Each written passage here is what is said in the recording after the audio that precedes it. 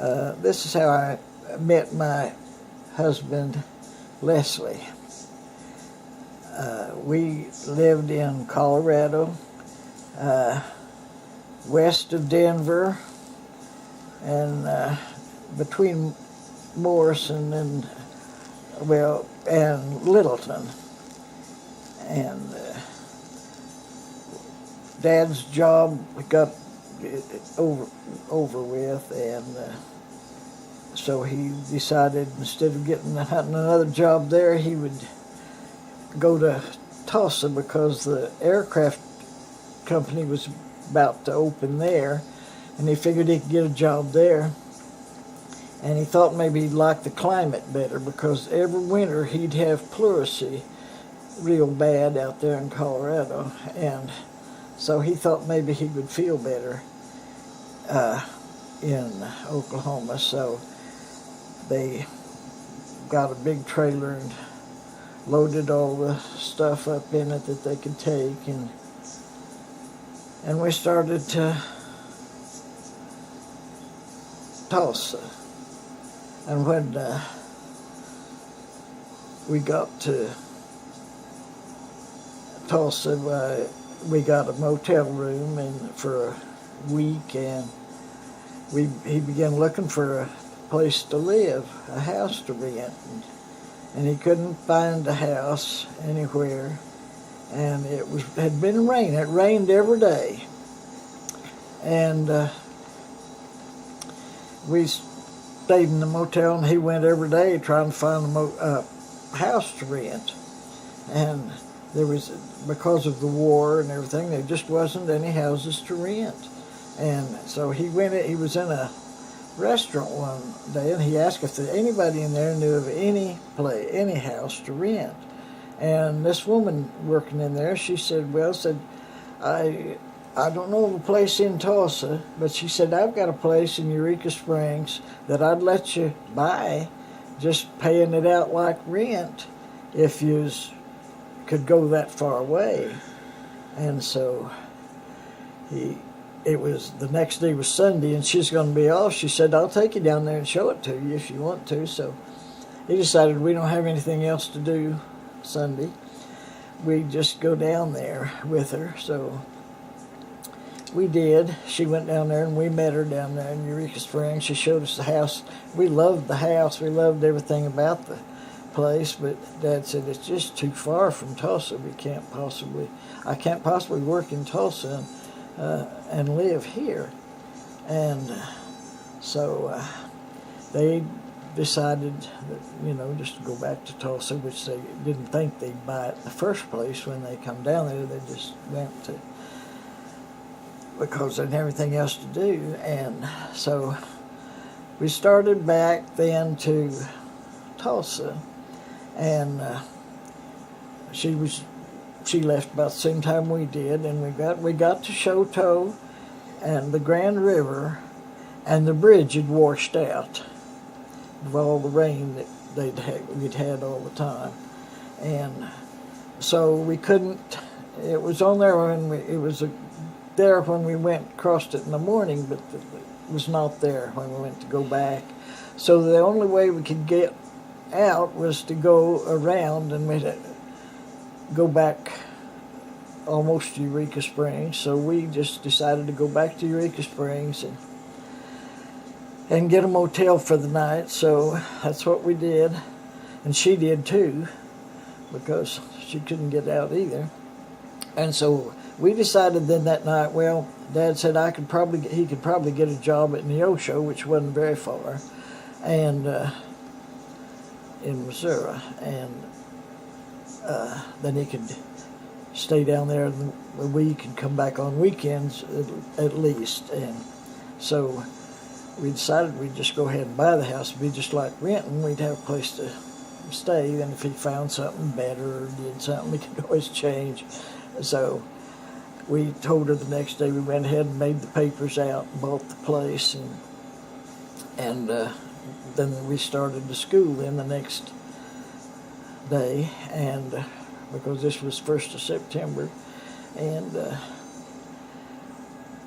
the first day that of school, this girl introduced herself to me and asked me where we went to church. And I said, well, we've always went to the Nazarene church. And she said, well, my father's a pastor of the Nazarene church here, and we'd like for you to start coming to our church. And so I said, well, we probably will. And so I knew her, and then we went to the church then the next Sunday, and everybody was so friendly, and we got acquainted with a lot of the people there, and I met some of the kids that I'd go to school with, and especially Marie Sperry, which was my best friend all the time we lived there. And so we went to that church, and then after, I don't know, probably a month or two, I went up one Sunday morning, and me and Marie was together, and there was another girl that we knew, Margaret, that went to church there, and she was out on the porch, on the sort of a porch there at the church, and with some boy, and we said, well, I wonder who that boy is with Margaret. And so because we didn't know him, neither one of us had seen him before, so we went on up to the church, and Margaret then introduced us to him, and it was her brother, Leslie, and he'd been working in Joplin, but he'd come home, moved back, and was going to work for their brother-in-law, and so at a station. So we met him, and then he was come to church, and we had I don't know, all kinds of things that we were doing after church, because we'd walk to do most of it. But Leslie had a car, an old Model T, Model A, Model T, I think is what they're called. But it was a one-seat car, and then it had a big trunk in the back. And so sometimes we'd go on a picnic or something, and we'd get 3 or 4, usually 4 in the front seat, and then a bunch in the trunk, sitting with it propped open and sitting with their feet hanging out. Anyway, we'd be apart. He'd have a carload. Didn't have good brakes on it. We'd stop it with the gears, and we didn't think anything about it at the time. But anyway, we had a lot of fun, and during the school year, and just before school was out, this woman's, she didn't own the house by herself. She had brothers and sisters, and they wouldn't sell it. They wouldn't sign that. And, we didn't know at the time that she didn't own it, and it was just paying it like rent anyway, so it didn't really matter. But the others wouldn't sign. They wouldn't go along with it, and so she had to. So Mom and Dad decided, well, his job there in the Osho was over, and we had 6 more weeks left of school. So they moved to Rogers, and I stayed with the pastor there and his wife and family, and to finish school. And me and Leslie then was going together at that time, and we was good friends, and he got his, no, he didn't get his greetings from Uncle Sam until after I moved back to Tulsa. And after he went into the Navy, we wrote back and forth, but didn't think too much about it at the time. And so then after he come home from the Navy, he got a medical discharge. He was so sick all the time he was on the ship, seasick, And they put him in the hospital up there, and they finally just shipped him home on a hospital ship and give him a medical discharge.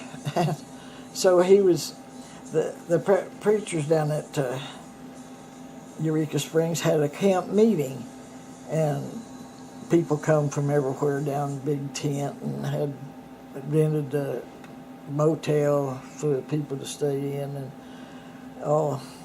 And so Mom and the kids all went down to it, but I was working at Douglas at that time, and so was Dad.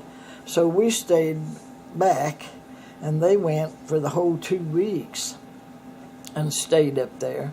And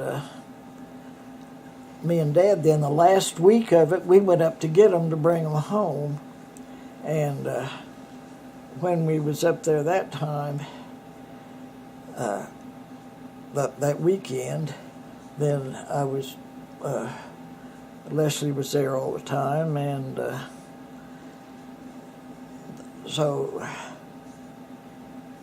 he asked me to marry. Well, he'd asked me to marry him before we left the other time, but I wasn't really interested in that time. I wanted to work and do other things, and so I wasn't too interested. And so we come back after brought the kids and Mom back, and then Leslie come down. Then just for just a week or two, he'd come down and got him a job at Douglas, and so then we began going together more, and we got married then September the 26th, and